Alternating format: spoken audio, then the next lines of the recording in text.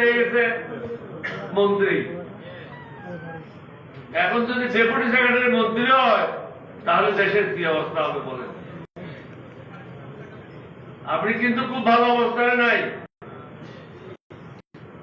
আপনাকে আমি এটাও পরামর্শ দিয়েছি, ঢাকার বাইরে আপনি রাত্রি যাপন করবেন না,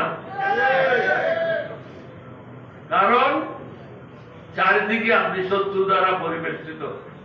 11 দল আপনার শত্রু না, 11 দল আপনার বন্ধু, যার কারণে প্রকাশ্যে আপনাকে পরামর্শ দিচ্ছে।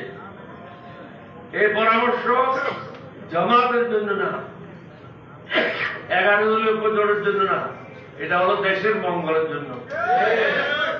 আমি অনুরোধ করব, বেশি সময় ক্ষেপণ না করে, জনগণকে কষ্ট না দিয়ে, দেশের মঙ্গলের জন্য এবং আপনার সুবিধার জন্য আপনারা যে সংস্কারের কথা বলছি এগুলি মেনে নেন, এবং যেবা যারা অতীত অন্যায় করেছে তাদের বিচারের আওতায় নিয়ে আসেন, না হলে আপনি ক্ষতিগ্রস্ত হবেন। এটা রেকর্ডে থেকে গেল আমার কথা বলি।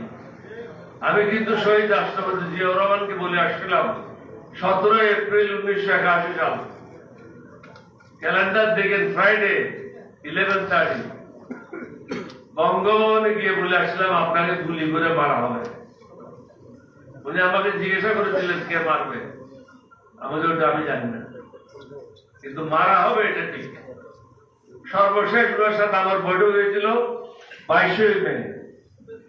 তখনই আমি বলেছিলাম একটি কথা, আপনাকে হত্যা করার জন্য পরিকল্পনা হয়ে গেছে। এখন যে প্রধানমন্ত্রী আপনার বিরুদ্ধেও আপনি দেখছেন প্রত্যেকদিন ইউটিউবে কারা কারা আপনার বিরুদ্ধে ষড়যন্ত্র করছে। অনেকেই 2018 সালের নির্বাচনে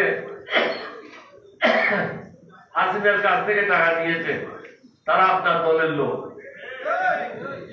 আপনি যদি জানতে চান আমার সাথে কথা বলেন, আমি বলে দেবো কে কত কোটি টাকা নিয়েছে, কোন ভাষা থেকে নিয়েছে।